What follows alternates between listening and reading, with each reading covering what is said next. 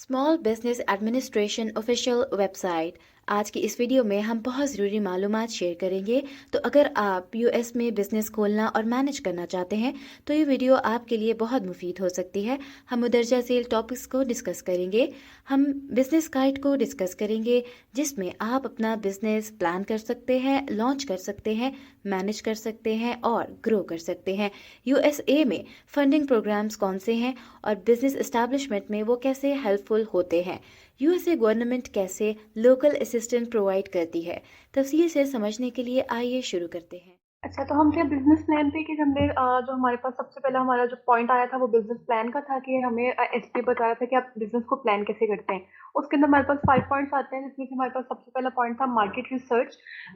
SP हमें ये बताती है कि जब भी आपने किसी भी मार्केट के अंदर ऑब्वियसली अप्रोच करना है तो आपने सबसे पहले वहाँ पे रिसर्च करनी होती है। रिसर्च का मीनिंग ये होता है कि आप देखते हैं कि आप जो सी भी प्रोडक्ट लॉन्च करने जा रहे हैं वो मार्केट में उसकी डिमांड है, आपके पास कस्टमर बेस है। तो ये कुछ पॉइंट्स थे जिसके ऊपर उन्होंने यहाँ पे रिसर्च वगैरह शो करवाई थी। सबसे पहले था डिमांड, कि आप चेक करते हैं कि आप जो भी प्रोडक्ट प्रोवाइड करने जा रहे हैं या सर्विस प्रोवाइड करने जा रहे हैं उसकी डिमांड है। आप अपना मार्केट साइज चेक करते हैं कि जी आप कितने कितने टाइप के पर्सन इसको ऑफर कर रहे हैं, कितने इंटरेस्टेड होगा, आपका मार्केट का साइज क्या बनेगा। इकोनॉमिक इंडिकेटर्स वहाँ पे चेक किए जाते हैं कि इकोनॉमिक रेंज किस तरह आएगी आपके प्रोडक्ट के हिसाब से, आपकी सर्विसेज के हिसाब से। ये प्राइसिंग होगी, मार्केट सेचुरेशन वगैरह भी, ये 6 पॉइंट्स है जिसके ऊपर रिसर्च वगैरह वहाँ पे शो करवाई जाती है कि अब जब भी अपना कंपेटिटिव एनालिसिस करना हो या किसी भी तरह से प्रोडक्ट को लॉन्च करना हो तो इन 6 पॉइंट्स को दिमाग में रखा जाता है। अगला था write your business plan once. आपने जब अपनी रिसर्च कर ली, आपने देख लिया जी कि अच्छा मेरे पास ये डाटा आया और मैंने अब इससे अपना बिजनेस को आगे लेके जाना है, तो आप हमेशा अपना बिजनेस प्लान बनाते हो। बिजनेस प्लान दो तरह का होता है, एक ट्रेडिशनल बिजनेस या एक होता है स्टार्टअप बिजनेस। अब ट्रेडिशनल बिजनेस अपने नाम से जाहिर है कि मोस्ट कॉमन बिजनेस होता है और ये बेसिकली इसमें हर चीज को डेप्थ में डिटेल में लिखा जाता है। बल्कि जबकि जो स्टार्टअप बिजनेस होता है वो बेसिकली होता है तो वो लेस कॉमन है क्योंकि स्टैंडर्ड स्ट्रक्चर को यूज कर रहा है, लेकिन इसमें ये होता है सिर्फ और सिर्फ आप समराइज फॉर्म में लिख के जाते हैं। छोटे से छोटे चीज के ऊपर आप सिर्फ और सिर्फ समराइज फॉर्म क्रिएट कर देते हैं, ना कि आप डिटेल में जाते हैं। अब ये इसे लिखते हैं किस तरह के ट्रेडिशनल बिजनेस के ये 9 पॉइंट्स होते हैं कि आपने पहले एग्जेक्टिव समरी देनी है, मार्केट एनालिसिस करना है, अपेंडिक्स हो गया, फाइनेंशियल प्रोजेक्शंस वगैरह सब कुछ करना है। और जब आपने अगर लीन स्टार्टअप बिजनेस करना है जिसको हमने कहा था कि आप सिर्फ और सिर्फ समराइज के ऊपर फोकस करते हैं, डिटेल में आप नहीं चाहते किसी भी चीज के, तो आप सिर्फ और सिर्फ की रिसोर्सेज की एक्टिविटीज वगैरह के ऊपर फोकस करते हैं। जब आपने अपना बिजनेस प्लान बना लिया तो आप ऑब्वियसली वहाँ पर उसके स्टार्टअप कॉस्ट वगैरह भी डिफाइन करते हैं क्योंकि आपने वहाँ पे इन्वेस्टमेंट करनी होती है। अपने बिजनेस को चलाने के लिए आपके पास ऑब्वियसली कैपिटल रिक्वायर्ड होगा तो बिजनेस ओपन होगा, तो उसको करने के लिए भी आपने कॉस्ट हमेशा डिटरमाइन करनी होती है। तो तीन तरह की कैटेगरीज में सारे बिजनेस फॉल करते हैं। एक होता है ब्रिक एंड वाटर बिजनेस जो कि हमारा एक कॉर्पोरेट जिसे हम कहते हैं कॉर्पोरेशन होता है। ऑनलाइन बिजनेस हमारा ई कॉमर्स के साथ डील कर रहे होते हैं। और सर्विस प्रोवाइडर्स, तीन तरह के बिजनेस हमेशा भी ओपन होते हैं। अब तीन तरह के बिजनेसेस के अंदर जो हमारे पास कॉस्ट टोटल आती है, ये कुछ पॉइंट्स होते हैं जो किसी भी तरह का बिजनेस होगा तो उसमें ये सारे के सारे कॉस्टेस इन्वॉल्व होते हैं। क्यों इन्वॉल्व होते हैं? क्योंकि ये कॉमन होते हैं। कॉमन का मतलब है कि आपको कोई भी बिजनेस खोलने के लिए आपको ऑफिस का स्पेस चाहिए, आपको यूटिलिटीज चाहिए, आपको लाइसेंस परमिट चाहिए। नो मैटर कि आपका कौन सा लीगल स्ट्रक्चर है, नो मैटर कि आपका कौन सी टाइप है। आपने ऑब्वियसली वहाँ पे मार्केट रिसर्च करनी है, आपको प्रिंटिंग मीडिया चाहिए, आपको वेबसाइट चाहिए। तो ये सब के सब कॉमन है जिनके ऊपर कॉस्ट रिक्वायर्ड होती है। अदरवाइज जो इनसे एडिशनल कोई एक दो कॉस्ट आएंगी वो सिर्फ और सिर्फ आपकी नेचर के ऊपर डिपेंड करी होगी। अदरवाइज आपने जब भी कॉस्ट अपनी कैलकुलेट करनी है तो इन्हीं पॉइंट्स के हिसाब से आप उसकी कॉस्ट को कैलकुलेट करते हैं कि कितना आपको बिजनेस अपना लॉन्च करने के लिए इस्तेमाल चाहिए। तो ऑब्वियसली जब आपने बिजनेस को कैलकुलेट कर लिया तो आपने फंड भी तो लेनी है। अब फंडिंग बिजनेसेस की कुछ पॉइंट्स टाइप्स होती हैं। सबसे पहले सेल्फ फंडिंग। सेल्फ फंडिंग का मतलब ये है कि आप अपना किसी बिजनेस आप अपनी फैमिली से या अपनी सेविंग्स वगैरह को करके टर्न आउट करके अपने बिजनेस में कन्वर्ट कर दें तो आपकी सेल्फ फंडिंग हो जाती है। इन्वेस्टर्स का मीन ये होगा कि वेंचर्स खोल लें, आपने किसी पार्टनरशिप वगैरह कर लें, इस तरह भी आप अपने बिजनेस को फंड कर सकते हैं। नेक्स्ट है लोन्स आ गया। लोन्स का मतलब ये कि आप अगर आपके पास सेविंग्स नहीं है, आपके पास मतलब आपकी फैमिली मनी नहीं है, तो आप जैसे अपना बैंक से लोन या किसी भी तरह से बिजनेस का सिर्फ कंट्रोल अपने हाथ में रखने के लिए आप लोन लेते हैं। क्योंकि अगर आप अपने किसी से पार्टनरशिप वगैरह करते हैं तो ऑब्वियसली वहाँ पे आपके पास जो कंट्रोल होता है वो डिवाइड हो जाता है। और फिर आगे हमारे पास जो एस बी है वो तीन तरह के यहाँ पे लोन्स वगैरह और कंपनीज प्रोवाइड करते हैं। वो सबसे पहले होता है स्मॉल बिजनेस इन्वेस्टमेंट कंपनी जो कि एस बी आई सी से के नाम से रजिस्टर्ड होती है। ये बेसिकली एक प्राइवेटली ऑन कंपनी होती है जो कि आपको फंड्स वगैरह देती है ताकि आप अपनी कंपनी को चला सकें। देन आपके पास इनोवेशन रिसर्च प्रोग्राम है, वो आपको इसलिए फंड करते हैं कि आप फेडरल रिसर्च कर सकें। फिर अगर स्टेट लेवल पे या किसी इनोवेटिव के साइड की तरफ जाना है तो उनका वहाँ पे बिजनेस टेक्नोलॉजी ट्रांसफर प्रोग्राम होता है जो कि आपको फंड देते हैं कि जी आप रिसर्च करें और आप आगे काम करें। हमारे पास एक और तरीका होता है कि अगर आपने प्लान बिजनेस करना है तो अब या तो आप फ्रेंचाइज एग्जिस्टिंग फ्रेंचाइज या एग्जिस्टिंग बिजनेस ले लें, क्योंकि स्क्रैच से शुरू करना बिजनेस चैलेंजिंग होता है, आपके पास मुश्किल आता है, कोई चीजें आपने हर चीज को प्लान करना पड़ता है। तो अक्सर कुछ लोग अप्रोच करते हैं कि एग्जिस्टिंग बिजनेसेस को या फ्रेंचाइजेस को ही हम लोग खरीद लें। अब इनमें फ़र्क क्या आता है? बुनियादी फ़र्क ये आता है कि जब आप किसी की फ्रेंचाइज़ खरीदते हैं ना, तो ऑब्वियसली आपने सिर्फ़ और सिर्फ़ वहाँ पे क्या करना होता है कि आपको लोगो, नेम, मॉडल सारा कुछ तो वो बना-बनाया मिला होता है। जैसे आपने वहाँ पे उसकी जो सर्विसेज़ होती है कॉमनली वो आपने देनी शुरू कर देनी होती है। लेकिन अगर आप उसका कोई बिज़नेस एक्जिस्टिंग बिज़नेस लेते हैं तो आपके पास कंट्रोल होता है। आप फिर उसको खुद ग्रो करते हैं, सारा कुछ करते हैं, बट हालाँकि गाइडेंस इसमें कम होती है। बट जब बिज़नेस एक्जिस्टिंग आप खरीदेंगे तो ऑब्वियसली ओनरशिप आपके ऊपर सारी की सारी आ जाएगी, तो उसकी एस्टेब्लिशमेंट, कस्टमर बेस सब कुछ आपके पास है। तो अब आपने उसके बिजनेस को आगे पोटेंशियल के लेके ग्रो करना होगा। नेक्स्ट पॉइंट इज हमारा लॉन्च योर बिजनेस। ये था हमारा प्लान बिजनेस के बिजनेस को प्लान किस तरह किया जाता है। अब आगे हमारे पास स्टेप्स है launch your business. Launch your business के अंदर हमारे पास सबसे पहले कि जब भी बिजनेस लॉन्च करना है तो सबसे पहले क्या पॉइंट करना है, सबसे पहले आपने करना है पिक योर बिजनेस लोकेशन। अब हमने अपने यूएस में जब बिजनेस अगर अपना ओपन करना चाहेंगे वहाँ पे तो आपने सबसे पहले अपने बिजनेस लोकेशन डिफाइन करनी होगी। बिजनेस लोकेशन के ऊपर बहुत सी चीज़ें डिपेंड कर रही होती हैं। जैसे ही आप बिजनेस लोकेशन अगर डिफाइन करते हैं, ऑब्वियसली वहाँ पे इतनी स्टेट्स हैं, तो आपने किस स्टेट में करना है, तो हर स्टेट के डिफरेंट लोकल टैक्सेस हैं, गवर्नमेंट इंसेंटिव्स हैं और वहाँ पे फेडरल इंसेंटिव्स हैं। तो सबसे पहले अगर लोकल जोनिंग ऑर्डिनेंस होता है, यानी आपको कई एरियाज होते हैं जो कि जिन्हें हम पोश एरियाज कहते हैं, या जिन्हें गवर्नमेंट इंसेंटिव्स देती है, या फेडरल इंसेंटिव्स का मतलब ये है कि गवर्नमेंट ऑन प्रोजेक्ट्स वो आपको खुद देते हैं स्मॉल बिजनेस को इनहेंस करने के लिए, उन्हें अप्रिशिएट करने के लिए वो अपने कुछ ना कुछ प्रोडक्ट स्टैंडर्ड्स आपको खुद देते हैं। तो इसीलिए वहाँ पे उनका लोकल जोनिंग ऑडियंस वहाँ पे बना होता है, जिसमें आपने अपना फिजिकल प्रॉपर्टी बिजनेस का बताना होता है जी कि मैं यहाँ पे ओपन कर रहा हूँ, फिर उसके हर स्टेट के हिसाब से लोकल टैक्सेस इन्वॉल्व होते हैं। फिर आगे ऑब्वियसली जब आपने अपने बिजनेस की लोकेशन सेट कर ली तो आपने वहाँ पे बिजनेस स्ट्रक्चर डिफाइन करना होता है। अब यूएस में कितने बिजनेस स्ट्रक्चर होते हैं वो हम नीचे पढ़ेंगे, और किस तरह होते हैं वो आगे आएगा। सबसे पहला तो हमारे पास आता है सोल प्रोपराइटरशिप। इसका मतलब यही होता है कि वन मैन बिजनेस होता है, आप ही उसके लाइबिलिटीज होते हैं, सारी लाइबिलिटीज होते हैं, सारे एसेट जो भी आता है वो सब कुछ आप ही ने हैंडल करना होता है, वो आपके ऊपर ही होते हैं। तो इसका मतलब ये होता है कि आपने कंप्लीट कंट्रोल होता है आपको अपने बिजनेस के ऊपर कि हमें जो भी एक्टिविटीज़ करनी है, तो वो बेसिकली किसी और जो भी एक्टिविटीज़ करनी है वो सारे के सारे आप देखेंगे, और सारा का सारा उसे रजिस्टर करवाना पड़ता है। फिर आगे हमारे पास गुड चॉइस तब होती है सिर्फ जब हमारे पास लो रिस्क बिजनेस हो, या फिर जो ऑनर्स होते हैं वो टेस्ट करना चाहे अपने बिजनेस आइडिया को बिफोर। देन नेक्स्ट अगर आप अपने वेंचर्स को ज़्यादा आगे लेके जाना चाहते हैं या फिर कैपिटल के ऊपर आता है, तो आप फिर वहाँ पर पार्टनरशिप्स ओपन करते हैं। पार्टनरशिप दो तरह की आती है, एक लिमिटेड पार्टनरशिप, एक लिमिटेड लाइबिलिटी पार्टनरशिप। अब लिमिटेड पार्टनरशिप्स का मतलब होता है कि सिर्फ और सिर्फ एक पार्टनर होता है, जनरल पार्टनर, जिसके पास अनलिमिटेड लाइबिलिटी होता है और बाकी सबके पास लिमिटेड लाइबिलिटीज होती है। यानी आप ऐसे कहते हैं शेयर्स इस तरह होते हैं कि एक के पास ज़्यादा हो गए, एक के पास कम हो गए, तो उसके हिसाब से पार्टनरशिप एग्रीमेंट्स होते हैं जिसके ऊपर वो सेल्फ एम्प्लॉयमेंट और टैक्सेस उनके ऊपर लगते हैं। आगे हम टैक्सेस भी देखेंगे कि किस रेशियो से लगते हैं और कौन से बिजनेस के ऊपर कौन सा रेशियो लगता है, और कौन से टाइप स्ट्रक्चर के ऊपर कौन से लाइसेंस लगेंगे, कौन से स्ट्रक्चर के ऊपर कौन सा टैक्स लगेगा। उसके बाद है लिमिट लाइबिलिटी पार्टनरशिप, और ये बेसिकली सिमिलर होते हैं, लेकिन इसमें ये होता है कि जो लिमिटेड लाइबिलिटी है वो सिर्फ और सिर्फ ऑनर की होती है, बाकी सारे के सारे वहाँ पे डेट वगैरह होते हैं। तो ये पार्टनरशिप सिर्फ तब भी हमारे पास गुड चॉइस होती है जब हमारे पास मल्टीपल ऑनर्स हो, या हमारे पास प्रोफेशनल ग्रुप्स पड़े हो, अटर्नीज जिन्हें हम कहते हैं, तो हम फिर सिर्फ पार्टनरशिप की तरफ मूव हो जाते हैं। अगला वन है कि लिमिटेड लाइबिलिटी कंपनी हमारे पास बेनिफिट्स ही होते हैं, क्योंकि हमारे पास एक कॉर्पोरेशन है, पार्टनरशिप का मिड होता है। अब इसमें क्या करते हैं, आप अपनी पर्सनल लाइबिलिटीज को सेव सकते हो, आपकी अपनी पर्सनल के ऊपर इसकी कोई लाइबिलिटी नहीं होती बिजनेस बैंक्रप्सी या किसी भी तरह से। तो आपका सिर्फ और सिर्फ बिजनेस और आपका जो अपना पर्सनल लाइबिलिटीज होती है, पर्सनल जो कैपिटल्स होते हैं वो आपके सेपरेट होते हैं, उनके ऊपर कोई रिस्क नहीं होता। तो ये हम लोग हमारी गुड चॉइस तब होती है जब हमने मीडियम टू हायर रिस्क अपना बिजनेस ओपन करना चाहिए, या ऑनर के पास पर्सनल एसेट्स इतनी सिग्निफिकेंट हो गए उसे प्रोटेक्ट करना चाहे, या ओवर ओनर जो कि करना चाहता है लोअर टैक्स टैक्स रेट, तो हम लोग फिर लिमिट लाइबिलिटी कंपनी की तरफ चलते हैं। आगे आता है सी कॉर्पोरेशन। सी कॉर्पोरेशन का नाम इसलिए सी कॉप लिखा हुआ था, इसे हम कॉर्पोरेशन समटाइम्स, सी कॉप का मतलब ये होता है कि लीगल एंटिटी सेपरेट हो जाती है इसके ओनर से, यानी इसमें से हम लोग प्रॉफिट भी हो सकता है, टैक्स हो सकता है, ये लीगली लायबल हो जाती है। अब स्ट्रॉन्गर प्रोटेक्शन ये अपने ऑनर को प्रोवाइड कर रही होती है। इसका मतलब ये होता है कि cost for a corporation basically higher हो जाती है स्ट्रक्चर से ज़्यादा सी कॉर्पोरेशन में। और जो हमारे पास सी कॉर्पोरेशन गुड्स वाइज हमारे पास बेसिकली मीडियम टू हायर इसके लिए बिजनेसेस के लिए होता है, या उन बिजनेसेस के लिए जो अपना बिजनेस मनी रेज करना चाहें या पब्लिक जाना चाहें, तो हम सी कॉर्पोरेशन को वहाँ पे एप्लीकेबल कर लेते हैं।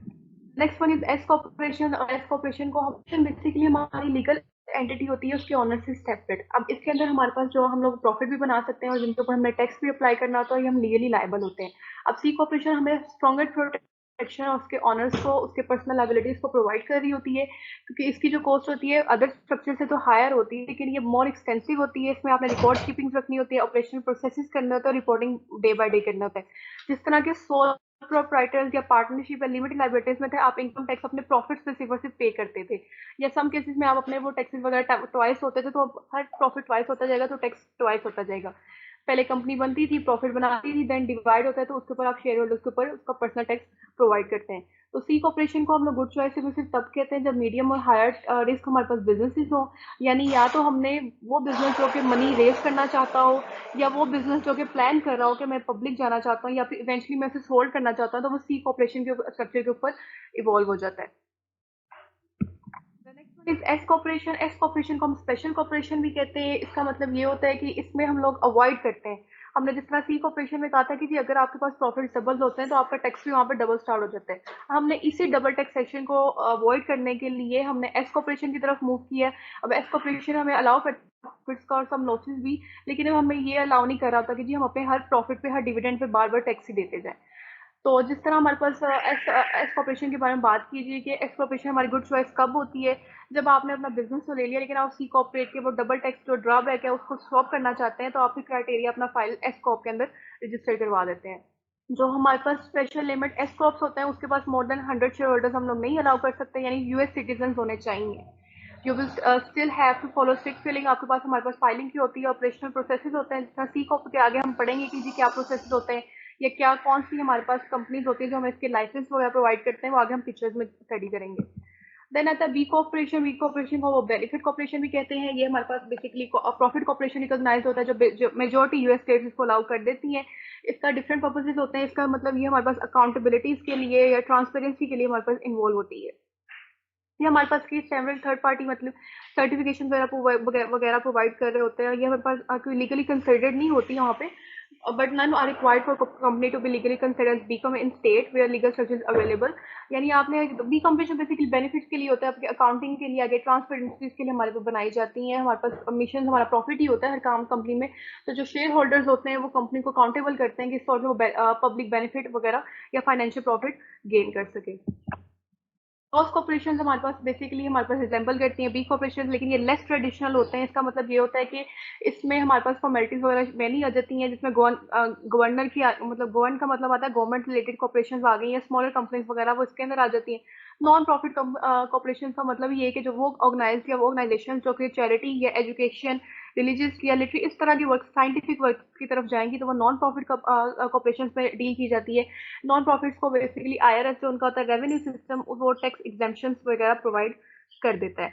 और नॉन प्रॉफिट जो बेसिकली वो हमारे पास 50 सी, हम 501 सी हमारे पास एक लोन की टाइप है, वहाँ पे जो हम स्टडी करेंगे वो वहाँ पे दिया जा सकता है, क्योंकि इसको हम माइक्रो लोन्स भी कह सकते हैं। रेफरेंस ये हमारे पास आईआरएस के साथ होता है। इंटरनेशनल रेवेन्यू कोड वगैरह हमें ये प्रोवाइड कर देते हैं, टैक्स एग्जेम्पशन स्टेट्स वगैरह नॉन प्रॉफिट कंपनीज के अंदर। जिस चीज की मैं बात कर रही थी कि जी कौन सी कंपनी के ऊपर कौन सा टैक्स लगता है या कौन सा किस लाइबिलिटी के अंदर इन्वॉल्व होता है, तो वो ये, अगर कब सोल प्रोप्राइटरशिप है यानी ओनरशिप तो सिर्फ सिर्फ 1% की है, तो आप सिर्फ और सिर्फ पर्सनल टैक्स वगैरह प्रोवाइड कर रहे होते हैं वहाँ पे। अगर आप पार्टनरशिप्स कर रहे हैं, तो अगर 2 और मोर पीपल्स हैं, तो आपने वहाँ पे सेल्फ एम्प्लॉयमेंट टैक्स भी देना होता है, साथ में अपना पर्सनल टैक्स भी देना होता है। लिमिटेड लाइबिलिटी कंपनीज होती हैं, 1 और मोर पीपल्स होते हैं, ऑनर्स पर्सनली लाइबल नहीं होते, तो आपने वहाँ पे कॉर्पोरेट टैक्स देना होता है साथ साथ। अगर आपका सी कॉर्पोरेशन है तो वहाँ पे सिर्फ और सिर्फ कॉर्पोरेट टैक्स होता है। अगर आपका एस कॉर्पोरेशन है यानी आपके वन और मोर पीपल हैं लेकिन 100 से लेस देन है, तो फिर आपने वहाँ पे पर्सनल टैक्स ही वहाँ पे अप्लाई करना होता है आपकी कंपनी के ऊपर। बी कॉर्पोरेशन के ऊपर सिर्फ और सिर्फ कॉर्पोरेट टैक्स होता है, लेकिन जो नॉन प्रॉफिट कंपनीज होती हैं उनके ऊपर टैक्स एग्जेम्पशन होती हैं, उन्हें टैक्स की एग्जेम्प्ट कर दिया जाता है, लेकिन अगर वो कॉर्पोरेट प्रॉफिट्स होते हैं उनका प्रॉफिट भी डिस्ट्रीब्यूट नहीं किया जाता। जब आपने अपना स्ट्रक्चर को स्टडी अपना सेलेक्ट कर लिया, तो साथ में ऑब्वियसली फिर आप अपना बिजनेस का नेम वहाँ पे सेलेक्ट करते हैं। बिजनेस के नेम को भी रजिस्टर करवाने के लिए 3 टाइप्स होती है कि आप एंटिटी नेम होता है, एंटिटी नेम आपको प्रोटेक्ट करता है स्टेट लेवल पे आपके बिजनेस नेम को, कि आप फिर अगर आपने ट्रेडमार्क्स भी करना होता है, ट्रेडमार्क का मतलब होता है कि आप नेशनल लेवल पे अपना बिजनेस लेके जा रहे हो, तो तब आप वहाँ ट्रेडमार्क के तौर पर अपना बिजनेस के नेम को रजिस्टर करवाते हैं। और अगर आप डूइंग बिजनेस एज नेम का मतलब कि अगर इंटरनेशनल लेवल पे या स्टेट या कंट्री से भी बाहर आप अपना अपनी ग्रो करना चाहते हैं, तो जब आपको वहाँ पर रजिस्टर करवाना पड़ता है वो डीबीए में अपना अपना नाम रजिस्टर करवाना पड़ता है। अब रजिस्टर योर बिजनेस के हमने ये तो पढ़ लिया जी कि स्ट्रक्चर क्या होता है, नेम हमने लेना है, हमने ये सब कुछ करना है, तो उन्हें अब रजिस्टर किस तरह करना है? सबसे पहले आपने उसकी फेडरल एजेंसीज के साथ रजिस्टर करवाना है।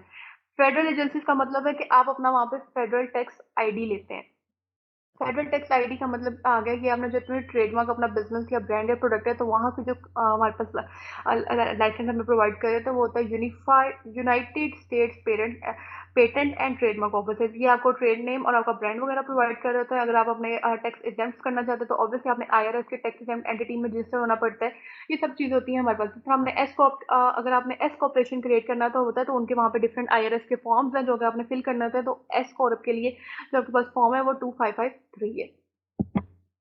जब आपने अपने पास फेडरल एजेंसीज के साथ यानी फेडरल टैक्स आईडी आपने ले लिया, तो उसके बाद आप अपने फिर स्टेट एजेंसीज के साथ अपना होते हैं। स्टेट है डिफरेंट, स्टेट्स की डिफरेंट होती हैं, लेकिन हमारे पास जो मेन पॉइंट डाउन होते हैं वो यही होते हैं कि अगर आपका एलएलसी है, कॉर्पोरेशन है या पार्टनरशिप या नॉन प्रॉफिट होता है, तो वो रजिस्टर्ड मांगते हैं स्टेट्स के साथ। और अगर आप कंसिडर करते हैं कि अपनी बिजनेस एक्टिविटीज स्टेट में, तो आपने बेसिक वहाँ पे ये देखना होता है कि मेरी फिजिकल प्रेजेंस स्टेट में किस तरह के है, मैं इन पर्सन मीटिंग्स वगैरह क्लाइंट्स में स्टेट करूंगा। फिर अगर वहाँ पे ये भी शो करवाना था कि मैं significant portion of company revenues मतलब स्टेट्स के साथ दिया जाएगा। फिर एम्प्लॉयज जो वर्क करेंगे इन द स्टेट वो आपने वहाँ पे शो करवाने होते हैं। सम स्टेट्स आपको ऑनलाइन रजिस्ट्रेशन अलाउ कर रही होती है, यानी आपको सिर्फ फाइल पेपर वगैरह डॉक्यूमेंट्स वहाँ पे थ्रू मेल आपने सेंड कर देनी होती है। और सम स्टेट्स आपको रिक्वायर कर रही होती है कि आप सेक्रेटरी ऑफ स्टेट्स ऑफिस में जाएं, जाके वहाँ पे यानी बिजनेस ब्यूरो को या बिजनेस एजेंसीज में आप जाके अपने डॉक्यूमेंट्स सबमिट करवाएं। जब आपने ये कर लिया तो आपके पास आपके वहाँ पे आपने अपना रजिस्टर्ड एजेंट भी लेना होता है। ऑब्वियसली जब आपने एलएलसी कॉर्पोरेशन पार्टनरशिप करने, तो आपके पास वहाँ पे पार्टनरशिप होता है, तो वहाँ पे अपना एक अपने एजेंट रजिस्टर्ड करवाना होता है, जो सारे के सारे डॉक्यूमेंट्स वगैरह पेपर्स लीगल डॉक्यूमेंट्स सारे के सारे रिसीव करेगा आपके बिहाफ पे। फिर वहाँ पे जहाँ पे आप लोकेटेड है किसी भी स्टेट में, जो जिससे वहाँ पे वो सेंड कर दिए जाएंगे। अगर आप फॉरेन क्वालिफिकेशन का मतलब है कि अगर मोर देन वन स्टेट्स में आप ओपन करना चाहें, तो आपने अपने आप को वहाँ पे एज फॉरेन क्वालिफिकेशन में वहाँ पे रजिस्टर करवाना पड़ता है। सबसे पहले कि इफ यू आर एलएलसी है, कॉर्पोरेशन पार्टनरशिप या नॉन प्रॉफिट कॉर्पोरेशन है जो बिजनेस कंडक्ट करना चाहती हैं इन मोर देन वन स्टेट्स में, तो उन्हें चाहिए कि वो अपना बिजनेस फॉरेन क्वालिफिकेशन के अंडर फाइल किया जाएगा, जो कि बिजनेस स्टिल एक्टिव होगा। फिर आगे आप देखेंगे कि जब आपने अपना बिजनेस कंसीडर कर दिया या डोमेस्टिक लेवल पे, तो अगर अदर स्टेट्स में तो वैसा फौरन ही सीन किया जाएगा। आप अपना जो अपना स्टेटस है वो फिर स्टेट के ऑफिस के साथ हमेशा बार बार चेक किया जाएगा कि हाँ जी। अब और जो फॉरेन क्वालिफिकेशन की आपको सर्टिफिकेशन ऑफ अथॉरिटी अब स्टेट के साथ दी जाती है। ये सब चीज़ें होती हैं जो अगर आपने विद इन वन स्टेट या उससे ज़्यादा स्टेट्स में ओपन करना हो अपना एक ही बिजनेस। डॉक्यूमेंट्स और फीसिस क्या होती हैं जी, कि हमने ये भी देख लिया जी क्या स्टडी क्या प्रोसीजर है, तो वो हमें ये भी पता लग जाएगी कि डॉक्यूमेंट्स कौन से चाहिए, हमें फीस कितनी चाहिए। तो इन यूएस अगर आपको टोटल कॉस्ट चाहिए होगी तो आपको बिजनेस रजिस्टर करने के लिए भी लेस देन $300। लेकिन ये डिपेंड करता है state by state. General information थी वहाँ पे। और आगे हमारे पास आया था कि जो टिपिकल जो हमें इन्फॉर्मेशन चाहिए होगी, तो बिजनेस का नेम, बिजनेस लोकेशन, ऑनरशिप वगैरह वहाँ पे शो करवानी पड़ेगी, मैनेजमेंट स्ट्रक्चर या डायरेक्टर्स वगैरह बताए जाएंगे। फिर आपका जो रजिस्टर्ड एजेंट है उसकी इन्फॉर्मेशन प्रोवाइड जाएगी। फिर number and value of shares, obviously जो आपने वहाँ पे डिसाइड किया होगा कि जी मैं इतने नंबर ऑफ शेयर्स के साथ जाना चाहता हूँ, तो वो सारे का सारा वहाँ पे उनको दिखाया जाएगा। ये आ गया हमारे पास एक और भी चाहिए थी, क्योंकि यानी एलएलसी का डॉक्यूमेंट जो चाहिए था वो आर्टिकल ऑफ ऑर्गेनाइजेशन चाहिए होते हैं। उसके बाद हमें अनलिमिटेड पार्टनरशिप करेंगे तो हमें सर्टिफिकेशन ऑफ लिमिटेड पार्टनरशिप का डॉक्यूमेंट चाहिए होता है। और हमारे पास आगे आ जाता है कि अगर हमें कॉर्पोरेशन किसी भी तरह की करनी है, यानी सी कॉर्पोरेशन या बी कॉर्पोरेशन, तो आपके पास आर्टिकल्स ऑफ इनकॉर्पोरेशन होता है जो कि हम, और फिर हमारे पास या बायलाज और रेजोल्यूशन वगैरह होता है। ये आगे डिस्क्रिप्शन दिख रही है, तो ये डॉक्यूमेंट्स होते क्या हैं। जब आपने फेडरल्स के साथ और स्टेट एजेंसी के साथ डील कर लिया, तो आपने वहाँ पे लोकल एजेंसीज के साथ भी डील कर रजिस्टर होना पड़ता है। जब आपने रजिस्टर करना है यानी अपनी कंट्री में या सिटी गवर्नमेंट्स में, तो आप क्या करते हैं, एलएलसी कॉर्पोरेशन पार्टनरशिप और नॉन प्रॉफिट कॉर्पोरेशन होते हैं, वो अपने लाइसेंस या परमिट्स के लिए वहाँ पे रजिस्टर्ड हो रहे होते हैं। सम कंट्रीज जो होते हैं सिटीज को रिक्वायर्ड कर रही होती है आपकी डीबीए, जो कि हमने सबसे पहले ही पढ़ा था कि 3 तरह से अपना नेम वहाँ पे रजिस्टर करवाते हैं, एंटिटी नेम, ट्रेडमार्क या डीबीए। तो सम कंट्रीज या सम सिटीज वगैरह में ये डीबीए रिक्वायर्ड होता है।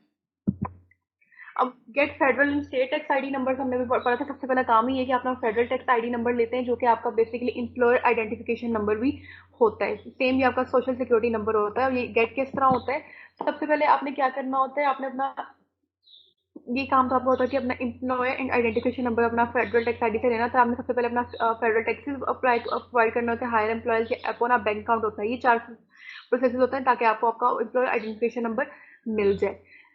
ये हमारे पास अप्लाई करने के लिए तो फ्री होता है ईआईएन को। उसके बाद फर्दर जब अपना रजिस्टर बिजनेस, उसके अंदर आपने क्या करना है, पेज एम्प्लॉयज आपने शो करवाना होता है। अगर आपका बिजनेस इनमें से किसी एक्टिविटीज के साथ है तो आप अपना फेडरल टैक्स आईडी नंबर वहाँ पे शो करवाया जाएगा कि आप pays employees operate as a corporation of partnership, या टैक्स रिटर्न्स वगैरह आपने देने एक्सरसाइज, या इनके ऊपर कोई ना कोई आपने देना है, तो आपने किसी भी सर्टेन टाइप ऑफ ऑर्गेनाइजेशन के साथ काम करना है तो आपने वहाँ पे फेडरल टैक्स आईडी नंबर इस्तेमाल होता है। गेट टैक्स आईडी नंबर का मतलब है कि अगर आपको स्टेट का टैक्स आईडी नंबर चाहिए तो वो डायरेक्टली आपको यही शो कर रहा होता है कि आपने tax ID other functions like protection against identity या किसी भी तरह के आइडेंटिटी थेफ्ट से बचने के लिए आप वहाँ पे स्टेट टैक्स आईडी नंबर लेते हैं, जो कि इसकी टैक्स ऑब्लिगेशन डिफर करती है स्टेट के और लोकल लेवल्स के साथ। तो अब हम आगे देखेंगे कि कौन से टैक्सेस लगेंगे। साथ में आप ये देखते हैं कि अगर स्टेट टैक्स सिमिलर है आपका फेडरल टैक्स आईडी नंबर से, तो it will be very by state. Licenses और परमिट्स, अब तो क्या चीज़ के लिए क्या लाइसेंस चाहिए, किस चीज़ के लिए क्या परमिट्स चाहिए। फेडरल लाइसेंसेस आपको बिजनेस एक्टिविटीज रेगुलेट करने के लिए इजाजत देता है फेडरल एजेंसीज के अंदर, और स्टेट लाइसेंस और परमिट्स आपको स्टेट कंट्री या सिटी के अंदर अपनी business location business activities carry करने की इजाजत देते हैं। सबसे पहले अगर एग्रीकल्चर आपकी बिजनेस एक्टिविटीज एग्रीकल्चर है, यानी आप इंपोर्ट एक्सपोर्ट्स करते हैं एनिमल्स की प्रोडक्ट्स की या बायोलॉजिकल किसी भी बायोटेक्नोलॉजीज के लिए, तो जो एजेंसी आपको इशू कर रही होती है स्टेट, तो वो होती है यूएस डिपार्टमेंट ऑफ एग्रीकल्चर। अगर आपका नेचर बेस्ड बिजनेस अल्कोहलिक या बेवरेजेस की टाइप्स में है, यानी आप होलसेल्स के हैं या इंपोर्ट सेल्स करना चाहें, तो वहाँ पे उनके अल्कोहल एंड टोबैको ब्यूरो होता है, local alcohol bridge control board होता है, जो कि आपको परमिट्स अलाउ कर रहे होते हैं। एविएशन होता है, यानी अगर एयरक्राफ्ट के साथ आपके सारे के सारे का बिजनेस नेचर है, तो वहाँ पे फेडरल एविएशन एडमिनिस्ट्रेशन होती है। अगर फायर आर्म्स एक्सप्लोसिव के साथ है, यानी मैन्युफैक्चर बिजनेसेस हैं इन डील्स ऑफ के वो फायर आर्म्स के साथ हो या एक्सप्लोसिव में हो, तो वहाँ पे हमारे पास फायर आर्म्स एंड एक्सप्लोसिव का ब्यूरो है, वो काम कर रहा होता है। कमर्शियल फिशर्स हैं, और उसके साथ आगे हम अगर करेंगे माइनिंग वगैरह के बारे में है, तो वहाँ पे सेफ्टी एंड एनवायरनमेंट इन्फोर्समेंट का हमारे पास एजेंसी है, जो कि हमें अलाउ कर रही होती है। ट्रांसपोर्टेशन और लॉजिस्टिक्स है, तो वहाँ पे यूएस डिपार्टमेंट ऑफ लॉजिस्टिक्स और ट्रांसपोर्टेशन इन्वॉल्व कर रहा था, यानी अगर आपने किसी भी तरह से परमिट्स लेने हैं तो वो आपको ये वाली एजेंसी इन्वॉल्व होती है। Opening a business account, obviously जब भी आपने वहाँ पे कोई ना कोई बिजनेस ओपन करना है तो आपको वहाँ पे अकाउंट भी ओपन होना चाहिए। अब अकाउंट ओपन करने के लिए जो डॉक्यूमेंट्स चाहिए वो यही होता है कि सबसे पहले आपका एम्प्लॉयर आइडेंटिफिकेशन नंबर, यानी ये आपका या तो आपका सोशल सिक्योरिटी नंबर वहाँ पे होना चाहिए, आपका बिजनेस फॉर्मेशन डॉक्यूमेंट्स होना चाहिए, ऑनरशिप का एग्रीमेंट होना चाहिए, और वंस आपका बिजनेस लाइसेंस होना चाहिए। जब आपने बिजनेस वगैरह ओपन कर लिया, अपना अकाउंट वगैरह कर लिया, तो एंड प्रोसीजर उनका ये भी होता है कि आप वहाँ पे इंश्योरेंस वगैरह गेट कर लें कि इन केस एनी एक्सीडेंट या नेचुरल डिजास्टर अब हो, तो आपके वहाँ पे इंश्योरेंस का राइट आपको किया जाता है। तो यही था कि अगर वहाँ पे कितनी टाइप्स की इंश्योरेंस होती है। सबसे पहले ये तो जनरल लाइबिलिटी इंश्योरेंस, वो किसी भी टाइप के बिजनेस के लिए हो सकती है। क्या करता है, आपके फाइनेंशियल लॉसेस को कवर करता है, आपकी कोई इंजरी आ जाए या प्रॉपर्टी डैमेजेस वगैरह को, मेडिकल एक्सपेंसेस को कवर कर रहा होता है। अगर आपके पास प्रोडक्ट लाइबिलिटी इंश्योरेंस है, ये सिर्फ और सिर्फ उन बिजनेस के लिए होता है जो कि मैन्युफैक्चर कर रहे हैं या होलसेल डिस्ट्रीब्यूट या रिटेल्स के साथ जिनका डील हो बिजनेस के, उनके लिए इंश्योरेंस अप्लीकेबल होती है। उनका ये मतलब ये होता है कि वो आपके फाइनेंशियल लॉसेस के साथ, यानी या फिर आपके प्रोडक्ट में अगर डिफेक्ट आ जाए, इस तरह की कोई भी चीज़ का हार्म को कवर कर रहे होते हैं। प्रोफेशनल लाइबिलिटी इंश्योरेंस ये वो कस्टमर्स के लिए होता है जो कि सर्विसेज प्रोवाइड कर रहे हैं कस्टमर्स को, तो ये भी फाइनेंशियल लॉस को कर देते हैं in case of male practice या एरर या नेग्लिजेंस में। तो नेक्स्ट है कि अगर आपको कमर्शियल इंश्योरेंस होती है, ये बेसिकली उनके लिए होती है जो कि प्रॉपर्टी या फिजिकल एसेट्स के साथ डील कर रहे होते हैं।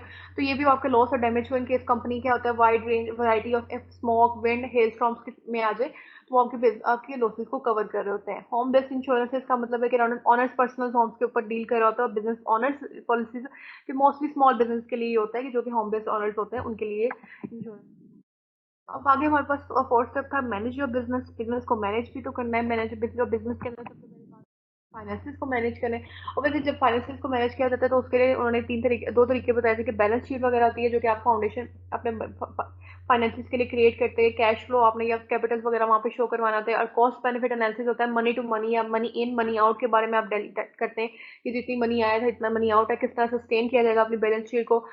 तो ये हमारे पास एक पिक्चर्स है कि किसके प्रोज हैं किसके कॉन्स हैं, कि यानी अगर आप एक्यूरल करते हैं, आपने इमीडिएट स्नैपशॉट्स या टेक्स्ट बर्डन्स वगैरह करना है, और या अगर आप कैश फ्लोज के बारे में बात करते हैं, तो ये इसका प्रो ये था कि हमें कैश फ्लो क्लियरली मिल जाता है, लेकिन ये काफ़ी लॉन्ग टर्म क्लैरिटी तो इसके चाहिए, लेस लॉन्ग टर्म होती है काफ़ी, क्योंकि डाटा काफ़ी ज़्यादा होता है। आपको वहाँ पे स्टडी करने में उसमें आपको ज़्यादा क्लैरिटी नहीं मिलती। बार बार अपडेट करना किसी भी डाटा को जो बड़ी लेंथ में होगा उसको अपडेट करना मुश्किल हो जाता है। हायर एंड मैनेज एम्प्लॉयज हमारे पास आगे आगे कि अगर आप किसी एम्प्लॉयज को हायर करना चाहें या पेरोल पे, तो उसके लिए आपको इन स्टेप्स को इन्वॉल्व होना है कि आपने सबसे पहले उसका एम्प्लॉय आइडेंटिफिकेशन नंबर लेना है, फिर उसका स्टेट और लोकल टैक्स आईडीज लेनी है, डिफाइन करना है कि अभी है कि नहीं है। फिर आप उसका कॉन्ट्रैक्ट वगैरह डिफाइन करते हैं, वहाँ पे W4 फॉर्म होता है जो कि आपने फिल करना होता है किसी भी एम्प्लॉय के लिए। फिर आप IRS के साथ देखते हैं, कोऑर्डिनेट्स करते हैं, उसका स्केड्यूल पे करते हैं, स्केड्यूल पे पीरियड्स करते हैं जिसमें IRS इन्वॉल्व होती है कि टैक्स कोऑर्डिनेशन की जाती है। फिर वहाँ पे आपने सारा का सारा रिकॉर्ड्स कायम मेंटेन करना होता है, जिसके अंदर आपने फाइल्स होती हैं, हाउ लॉन्ग आपने नेक्स्ट कौन सी एडमिनिस्ट्रेशन है, पेरोल्स किस तरह एनुअल बेसिस के हैं, क्वार्टरली किस तरह टैक्सेस पेज होंगे, ये सब का सब डाटा वहाँ पे मैनेज किया जाता है। ये टैक्सेस आपने फिर ऑब्वियसली वहाँ पे टैक्सेस पे करने होते हैं, उसको तीन तरह से पे किया जाता है। एक कैलेंडर टैक्स ईयर होता है जिसमें आपने स्पेशल अकाउंटिंग नीड्स ऑफ अपने बिजनेस होते हैं। एक फिजिकल टैक्स ईयर होता है जो कि 12 मंथ्स के अकॉर्डिंग साइकिल के आप वहाँ पे at the end of the month आप उसको इवेंट वो पे किया जाता है। या शो टैक्स ईयर होता है, यानी जिसमें आप कहते हैं entire tax year change according to your period, आप अपने पीरियड के हिसाब से डिफाइन कर लेते हैं। ग्रो योर बिजनेस जब आपने वहाँ पे मैनेज करना है तो ग्रो योर बिजनेस भी करना है। बिजनेस को जब ग्रो किया जाएगा तो उसके अंदर यही है कि आप न्यू लोकेशन पे एक्सपेंड करें। जब न्यू लोकेशन पे एक्सपेंड करना है तो आपको मार्केट प्लान वहाँ पे अपडेट करना पड़ेगा विद रिस्पेक्ट जो उस लोकेशन में आप जाना चाहते हैं, वहाँ के कंपेटिटिव एडवांटेजेस देखे जाएंगे, सारा का सारा सेल्स प्लान टारगेट कस्टमर्स को सर्च किया जाएगा। फ्रेंचाइजिंग भी इसमें से एक तरीका दिखाया जाता है कि फ्रेंचाइजिंग का मतलब होता है कि आप वहाँ पे बनी बनाई बाय फ्रेंचाइज ही बाय कर लेते हैं एग्जिस्टिंग बिजनेसेस को। तो आप सेकंड वे ये होता है कि आप अपनी वहाँ पे जाके फ्रेंचाइज ओपन कर सकते हैं। ये कि उसका ये हो जाता है कि गुड कैंडिडेट्स आपको फ्रेंचाइज होते हैं, ट्रेड्स कॉमन रहती हैं, आपके पास प्रोडक्ट या सर्विसेज होते हैं, superior appeals potential business owners होते हैं हमारे पास। दो तरह से आप फ्रेंचाइजिंग कर सकते हैं कि या तो बाय फ्रेंचाइज करना है या तो अपनी फ्रेंचाइज ओपन करना। हमारे पास एक और तरीका भी होता है मर्ज या एक्वायर। मर्ज का मतलब होता है दो कंपनीज आपस में मर्ज करके एक कंपनी बना लेंगे, दो कंपनीज मिलकर चला रही है अपने आप को। एक्वायर का मतलब होता है कि एक कंपनी दूसरी कंपनी के ऊपर हैवी हो जाती है। तो आप मर्ज या एक्विजिशन भी कर सकते हैं कि सेल्स एग्रीमेंट जिन्हें कहते हैं, हम लोग अपने फॉरवर्ड करना चाहें अपनी कंपनी को किसी भी तरीके से, तो वहाँ पे इस कंपनी के साथ आप मर्ज कर सकते हैं, एक्वायर कर सकते हैं उनके बिजनेस को। द नेक्स्ट हमारे पास जो पार्ट सेकंड पार्ट था वो था फंडिंग प्रोग्राम के। हमारे पास SBA हमें फंडिंग प्रोग्राम्स देती है, वो कौन कौन से होते हैं? SBA हमारे पास हमें बेसिकली लोन्स भी देती है, इन्वेस्टमेंट कैपिटल दे रही होती है, ये सारे के सारे हमारे पास आते हैं फंडिंग प्रोग्राम। किस किस तरह के होते हैं? तीन तरह के लोन होते हैं। पहले थे 7A loan. 7A loan basically common loan है, SBA जो हमें प्रोवाइड करती है। ये हमें फाइनेंशियल हेल्प किसी भी तरह के स्मॉल बिजनेस को विद स्पेशल रिक्वायरमेंट्स प्रोवाइड करती है। इसका मीन ये होता है मैक्सिमम लोन अमाउंट आपको 5 मिलियन तक दी जाती है। ये आपको शॉर्ट या लॉन्ग टर्म वर्किंग कैपिटल भी हो सकता है, ये आपका बिजनेस करंट बिजनेस डेप्थ में ही जाता है। इसमें से आप परचेज फर्नीचर फिक्चर्स या सप्लाई वगैरह कर सकते हैं। अगला वन था हमारे पास 504 लोन, जिसको हम लोग बेसिकली लॉन्ग टर्म कहते हैं। इसका फिक्स रेट होता है वो फाइनेंसिंग अप टू 5 मिलियन होता है, यानी ये मेजर फिक्स एसेट्स के साथ होता है। ये बिजनेस की ग्रोथ के जॉब क्रिएशन के अंदर इन्वॉल्व हो रहा होता है। इसको हमेशा सर्टिफिकेट करवाया जाता है सर्टिफाइड डेवलपमेंट कंपनी यानी CDC से, जो SBS कम्युनिटी बेस्ड पार्टनर्स होते हैं। इनके साथ आप सर्टिफिकेट लेके फिर रेगुलेट किया जाता है SBA ने।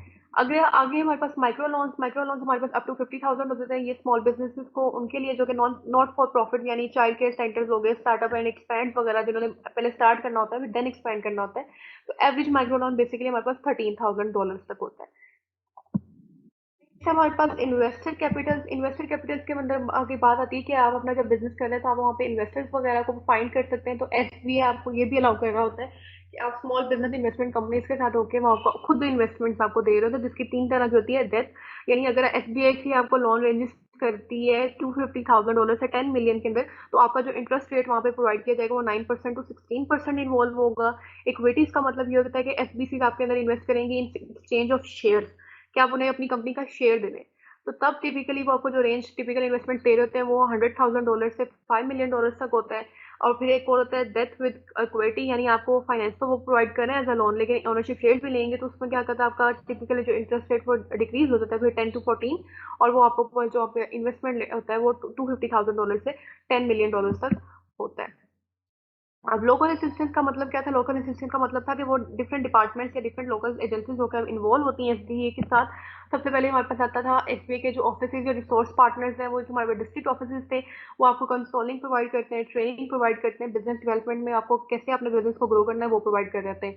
फिर जो रीजनल ऑफिसेज हैं, रीजनल ऑफिसेज आपको बेसिकली लोकल जो डिस्ट्रिक्ट ऑफिसेज हैं वो आपकी इकोनॉमिक डेवलपमेंट के बारे में, आपका कंपेटिटिवनेस या फिर जियोग्राफिक एरिया के हिसाब से आपको बता रहे होते हैं। हमारे पास फेडरल कॉन्ट्रैक्टिंग असिस्टेंस होते हैं जो कि हमारे पास जैसे हम वो कहते हैं प्रोक्यूरमेंट टेक्निकल असिस्टेंस सेंटर। ये आपको बेसिकली टेक्निकली आपको असिस्टेंस प्रोवाइड कर रहा था जिसमें आपने किस तरह प्रोडक्ट को सेल करना है, सर्विसेज किस तरह देनी है, ये सारा का सारा होता है। ये सब के सब एसपीएस के खुद डिफाइन किए हुए हैं कि उन्होंने वहाँ पे जो लोकल असिस्टेंस आपको प्रोवाइड कर रहे थे अपने स्मॉल बिजनेसेस को वो इस तरह प्रोवाइड कर रहे थे।